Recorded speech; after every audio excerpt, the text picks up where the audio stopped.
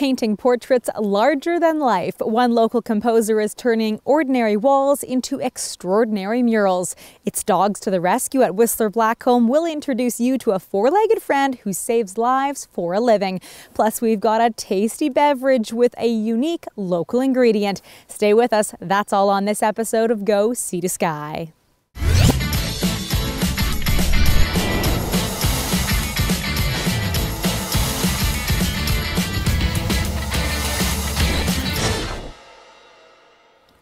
Welcome to Go Sea to Sky. I'm your host, Heather Butts, enjoying some beautiful winter scenery here in Lakeside Park. Right here in the mountains, we're fortunate enough to be surrounded by picturesque views and wildlife. It's what inspires many local artists, but not everyone. Chris Kupski finds his inspiration in trips to tropical places and his childhood. It's not your typical mountain-style paintings you may be familiar with. His portraits are larger than life, often taking up full walls and ramps at local skate parks. I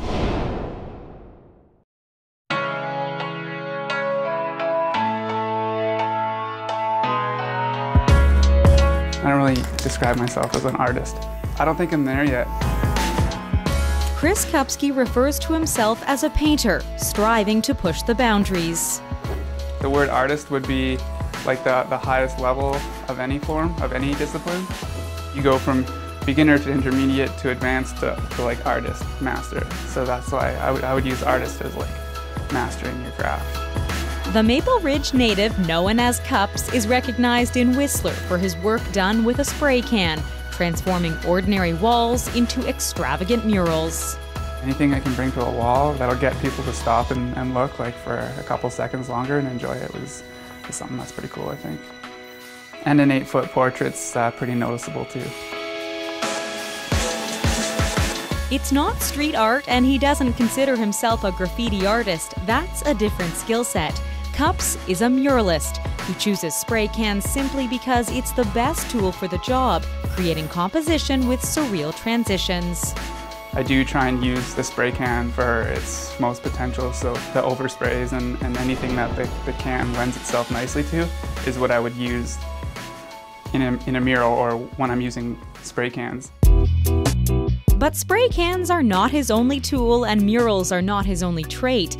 Like many, Cups began his painting career on canvas and continues to perfect that craft too. I would never commit to just one. I think it would burn me out.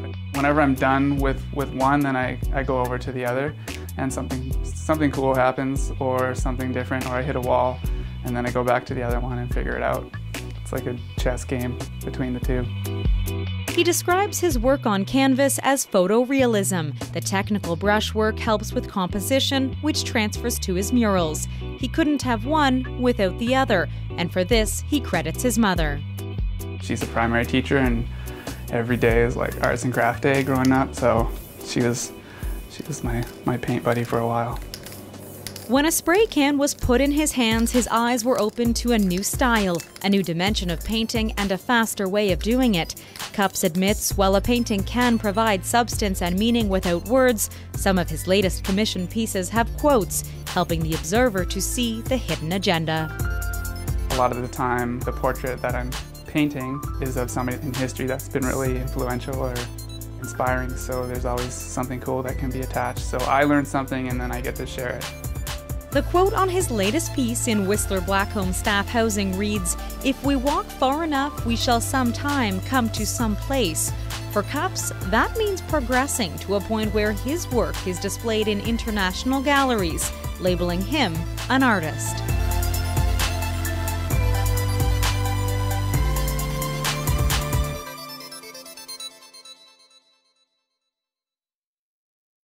Chris Kupski has recently finished more than 10 murals within Whistler Blackcomb staff housing. But if that's not your stomping grounds, you can see his work at the local skate park in the summer months or within many local yoga studios and stores in Whistler Village. Or why not check him out at thehiddenagendaprojects.com. Now, music plays an important role for many artists. Cups listens to it while he paints. And maybe you listen to music when doing something that you need a little extra inspiration. So why not not try listening to Lucas Fogali? The singer-songwriter is born and bred in Burnaby, BC, and just 5 minutes from his home is the Burnaby Village Museum, and that's where we met him for a private performance. I've been to the Burnaby Village Museum probably 20 times when I was a kid, but I haven't been here in about 10 years, so it's good to be back. Never played a show here? No, no, I haven't. No, first time. Well, hurry now, lover, we're running out of time. So you shut the windows and I'll shut the blinds. And we'll take what we need and the rest will be fine. Luca Fogali has been sharing his solo stylings with others for the past 2 years. It was back then that he stopped pursuing a psychology degree in favor of music, his real passion. First EP came out last summer, Paths. What should we know about this one? It's kind of just about finding my path. It's a bit of a story and just how I kind of fell into what I was doing in music and this whole crazy life that I've kind of built for myself, so it's a bit of an adventure.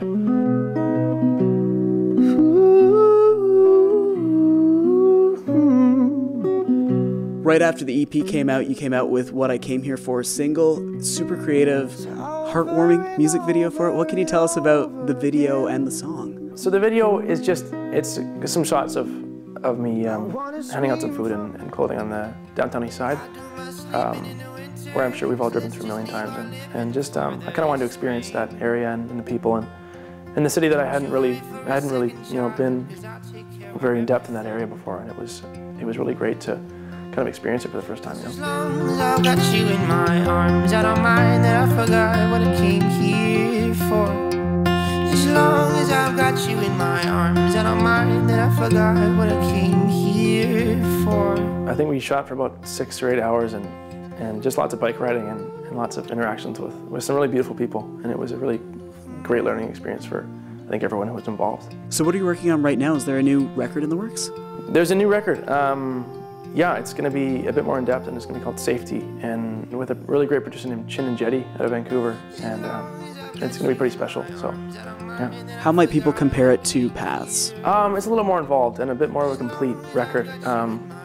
Just in terms of instrumentation and voices and ideas. I mean, it's a kind of a reflection of the different stage of my life that I'm in right now, and kind of being more comfortable with who I am and where I am, and music and life and everything like that. Over and over and over again, I want to scream from the rooftop, no, this ain't the end. For a free download of his last single, visit lucafogali.bandcamp.com. You can also check out his EP there as well, at the Burnaby Village Museum. I'm Paul McClellan for Shaw TV. But amongst all these villains, I will be a friend. Well, it's always nice when you can enjoy some fantastic music produced by local artists. If you'd like to see one of our stories again, or perhaps you've missed one of our full shows, not to worry, everything's available for you online in HD. Just visit youtube.com/WhistlerShaw. Go See the Sky, we're your local voice. Coming up. At times, the dog is the only way of finding somebody that might be out there. She's a dog with a job and nothing gets in her way. The following are proud supporters of community programming on Shaw TV. Hairstyling and color services for Heather Butts are provided by The Loft Salon. TheLoftSalon.com. Hi folks, Don Taylor here. Need a lift? At Leva Machinery, they sell, rent, lease, and service machinery, big and small, for your material handling needs. And they offer certified training. Stack it, reach it, lift it, lev it. 400 athletes, 300 volunteers, 3 days of ski racing, Super G, slalom, and giant slalom, and one amazing mountain. The Whistler Cup hosts the world's best young alpine ski racers and provides them with the chance to take on the world. They arrive in Whistler with the colors and flags of their home countries and leave with friendships, pride, and amazing memories. Proudly supported by Global VC and Shaw TV. 1 in 3 Canadians know someone with Alzheimer's disease or another dementia. I'm one of those Canadians. September is World Alzheimer's Month, and the Alzheimer's Society of BC wants you to get involved. Use your creative ideas, your outstanding talents, and your sizzling passions. We make it easy to create a unique fundraising event or join in someone else's. Do anything for Alzheimer's and help support people with dementia, their caregivers, and research for a cure. Let's get started at anythingforalzheimers.ca today.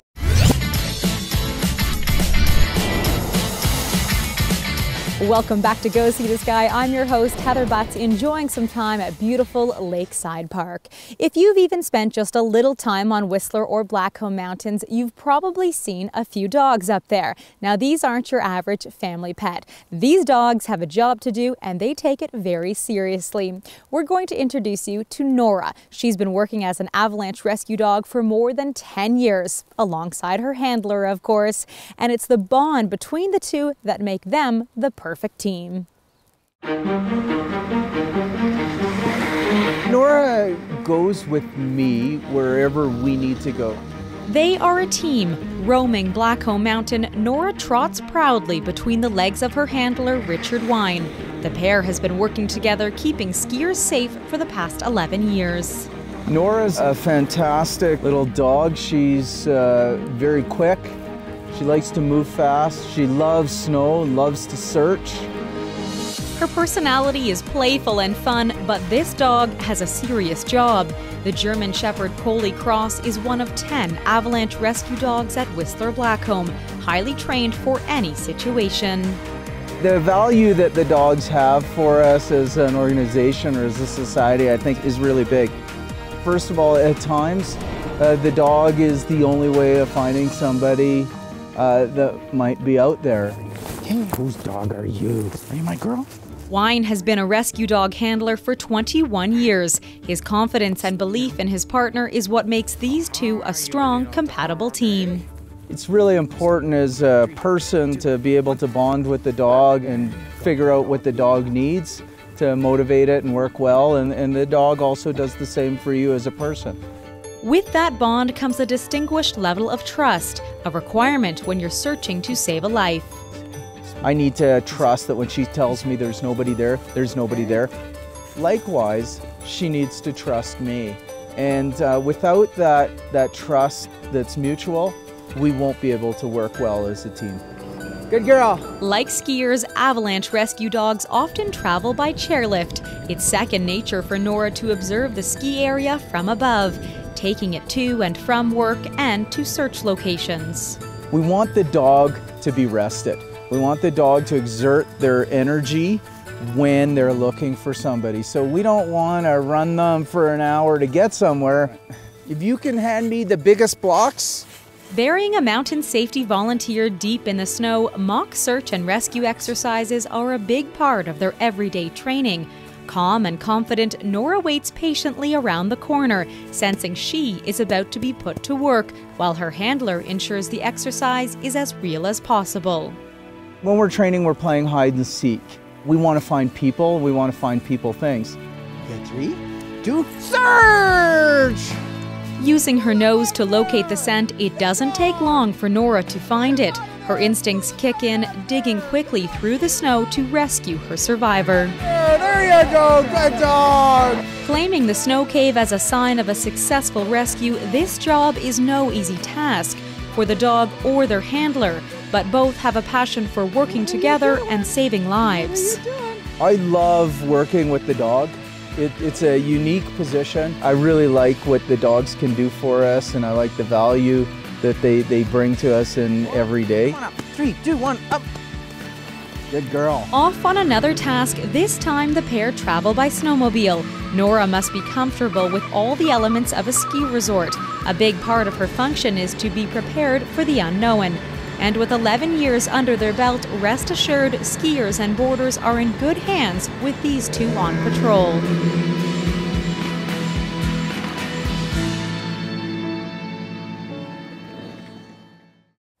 Now, Nora and Richard often hang out at the Avalanche Awareness Center at the top of Solar Coaster on Blackcomb Mountain. Feel free to stop by or join them for an avalanche awareness tour. They operate free tours every day at 12:30.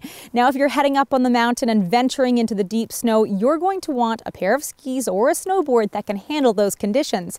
And why not ride something locally made? Handcrafted in Function Junction, Pryor Skis and Snowboards is recognized around the world. We stopped by their shop to find out why.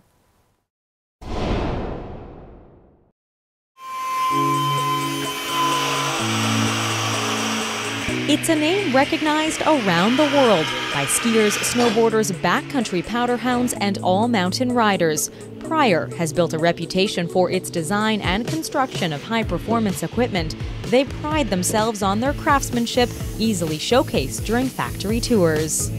Hi, Chris. Heather, hi, how are you? Good, how are you? Yes. I've seen your boards, I've seen your skis, all on the mountain, but I want to know how they're made. You know what? I think we could probably provide that service for you, but the crew's downstairs and he'd be more than happy to show you around. Okay, let's have a look. Excellent. The Pryor story began in 1989. Chris Pryor went from manufacturing high-end windsurfers to custom snowboards for friends and pro riders. It was a real sort of cult underground following amongst the high-end pros. I never advertised, but they always found my number. I had a 4-car garage and I heated it with a fireplace. Close to 25 years later, the Pryor name holds true to its roots, maintaining a high standard for quality rather than quantity. While it has grown from 5 to more than 1,000 snowboards, splitboards, and skis per year, Pryor continues to manufacture custom, handcrafted equipment. Located in Function Junction, it's a small shop with a big reputation. So Chris, this is where it all begins. This is the start of the ski and the snowboard. We have, if you look around here, a variety of different templates that represent the shape that we're using. We call it a sandwich construction, just like making a peanut butter and jelly sandwich, just different layers depending on how much you want. We dictate the taste of the flavor or the ride. So we have a top sheet material here. It's a really thin nylon, very durable. The top of the board has a thin nylon protective sheet which supports the graphics, many of which are designed by local artists. Beneath it are layers of fiberglass, metal, and a wood core made from maple or aspen. Once all pieces are assembled, it's on to the laminating room, a critical part of the process. The structural integrity of the board or ski depends on how well the materials have been glued together properly. If there's one dry spot, one area there was not sufficient amount of glue, it could potentially create an issue with the product. Not often viewed on traditional tours, we're given a quick snapshot of the Pryor press, where products spend roughly 30 minutes under high pressure and heat. So this is what the product book looks like when it comes off the press. All the various layers have been laminated and that soft epoxy has solidified. So that gives it the integrity, the strength, the performance characteristics. And once it's all cut off, the ski or the snowboard comes out looking like this. The excess material is cut off with a bandsaw and the product begins to take shape. But it's far from over. The sidewalls are cleaned up and the base goes through a rigorous grinding process. So Chris, this is basically the final stage of the process. The final step, yes, it's the unveiling of the artist's graphics. The protective layer is removed and the product is given a final inspection before it's ready to be picked up or shipped out. Everybody downstairs, everybody in the shop is extremely passionate about what they do, so they are conscious of making sure attention to detail is impeccable. They don't let one part slide through that could possibly in any which way dictate to an inferior product. From start to finish, it's a unique, hands-on process, all part of the pride behind the Pryor name.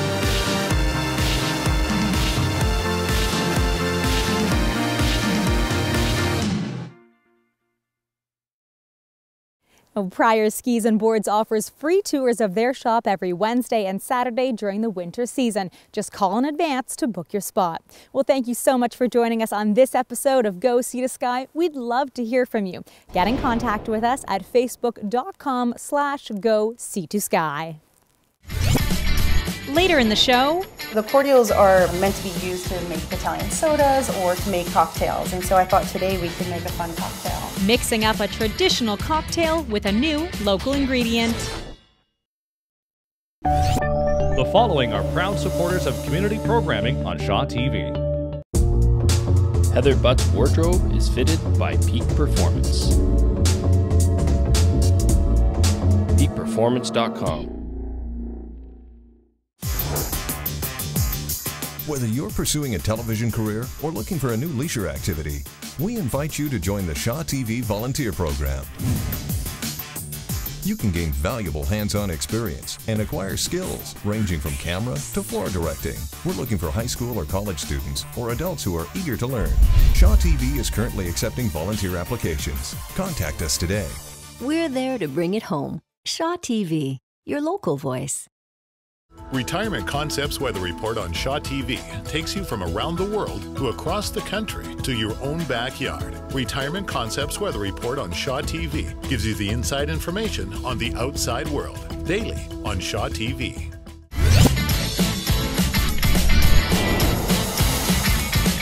Welcome back to Go See the Sky. I'm your host, Heather Butts, enjoying the picturesque winter scenery here at Lakeside Park. It's so beautiful, you may want to snap a photo next time you're strolling by. And these days, it's easy to do with personal cameras and even your smartphone. But it's quite different than it was 50 years ago. Our Johanna Ward takes a trip to the Museum of Vancouver to have a look back through the lens.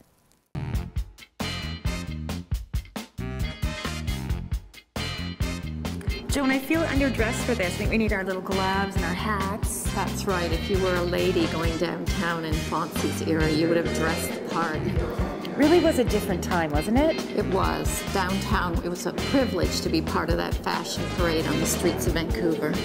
Just imagine this street in the 1960s. It was the place to be and be seen. If you were strolling Granville Street, there's a good chance the person who'd see you would be street photographer Fonzie Police. There's no filter. They're pretty immediate. Fonzie wasn't, putting a bunch of art between you and the individual. Museum of Vancouver exhibition curator Joan Seidel describes Fonzie's signature shooting style. He wanted to catch your eye. He hoped you'd smile. He clicked the shutter. The lens fixed at waist height and angled up. And he wanted you mid-stride, so there's also this wonderful sense of momentum. There's a kind of quality of confidence about it. They all seem like, right, I live here, this is my city, I can build this city. Unlike in our modern-day city, 50 years ago, personal cameras were rare. Commissioned photography was expensive. Fonzie, he shot on the street and sold on the street. That was his camera? Yes. He purchased it off another street photographer who'd built it out of scrap metal after the war. So it's very gim-crack together. The flash was powered by a car battery, the box, Fonzie's roving desk, and the camera? It used large reels of movie film so that Fonzie could shoot for hours. And shoot he did, taking 15 million photos over his 40-year career. This is a neat part of the exhibit. Yes, I love this. We call this the orphaned photos. Photos that were left in Fonzie's shop at the time when he shut down in 1979. People had ordered these, but they hadn't come in to collect them. This one says, not paid, and then down here someone's made a note, they said they paid, but Fonzie says they didn't. Yeah, I think Fonzie had a very acute memory of who had coughed up their $1.50 and who didn't. A lot of families have Fonzie photos in their albums or their shoeboxes, but the really hard part for this exhibit was to locate Fonzie's negatives. Although Fonzie's policy was to destroy his negatives, the Museum of Vancouver discovered a reel with 10,700 surviving images taken in the spring of 1968. So people get a sense of everything that he shot at that period of time, not just the good pictures that people ordered, but some of the duds or the ones where you're shown with people you weren't supposed to be seen with. Now that exhibit runs until May. And something else that was popular in the 60s, cordials. And if you've ever been to a farmer's market around these parts, you've probably seen frostbites. They're famous for their snow cones and homemade cordials they use to make them. But frostbites makes a few other sweet ingredients like grenadine. Now I met up with the business owner to see what other delectable drink we could mix up.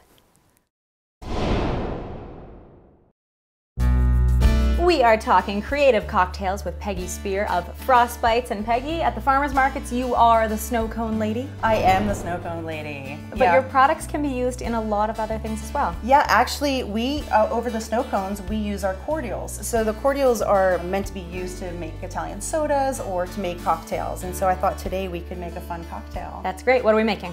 We're gonna make a couple things. First, I'm gonna tell you how to make grenadine at home. Okay. So we make our own grenadine in limited amounts, and you can buy it only at the farmer's market. We don't sell it in the stores. But if you were to make it at home, and I really encourage everybody to do that, is go ahead and buy something like Bremner's organic pomegranate juice. You don't mess around with trying to squeeze your own pomegranates.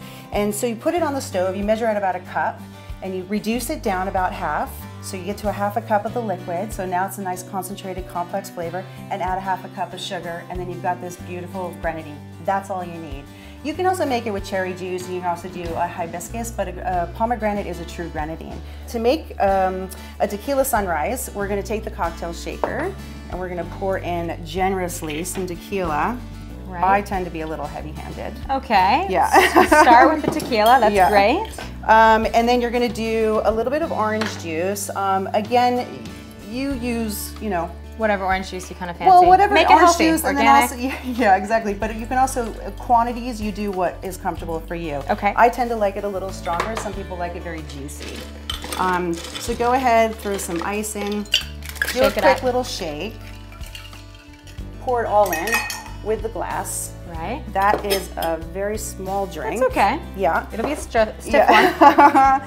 And so basically you're just gonna pour in the grenadine. And so you don't wanna pour it straight in. You wanna kind of slink it along the side so that it goes to the bottom. And what that does is it doesn't muddy it. And you wanna get the grenadine straight to the bottom so that when it settles, it slowly bleeds up. And then what you end up having is a tequila sunrise. Look at this, a fancy trick for those people who want to be a bartender and make it look fancy. And then you put in your little garnish and you're good to go for a quick cocktail. But if you don't want to do the alcohol, and I've got kids at home, they want some frostbites. Yeah, what are we making? Super easy. So you're just gonna literally take some grenadine in the bottom. Pour it in, yeah. Easy as that. So easy. Ginger ale. Ginger ale. Of course, you got to give it a little bit of ice. Okay. And then a little quick garnish. And that is your classic Shirley Temple. Look at that. I actually like a few extra cherries, so I would do that. So there we have it. We have your adult mix or your Shirley Temple for your kids, made with Whistler-made grenadine. That you can make at your own house. Okay, perfect. Thanks for teaching us how to do that. You're welcome.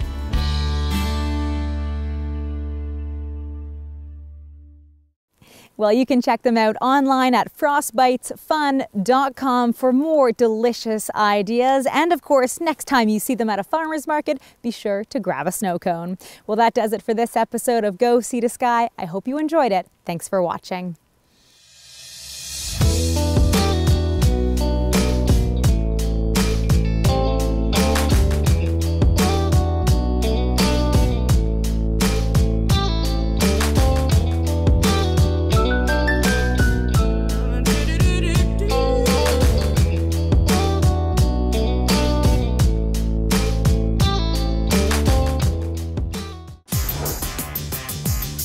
Whether you're pursuing a television career or looking for a new leisure activity, we invite you to join the Shaw TV Volunteer Program.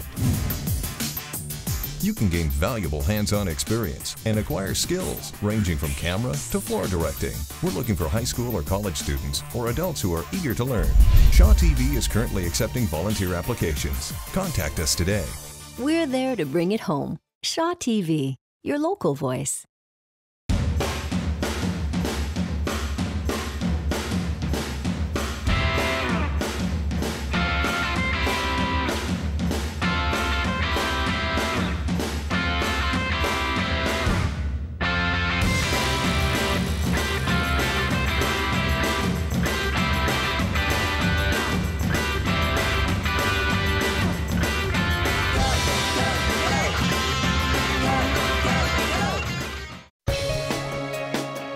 Athletes, 300 volunteers, 3 days of ski racing, Super G, slalom and giant slalom, and one amazing mountain. The Whistler Cup hosts the world's best young alpine ski racers and provides them with the chance to take on the world. They arrive in Whistler with the colors and flags of their home countries and leave with friendships, pride, and amazing memories. Proudly supported by Global VC and Shaw TV.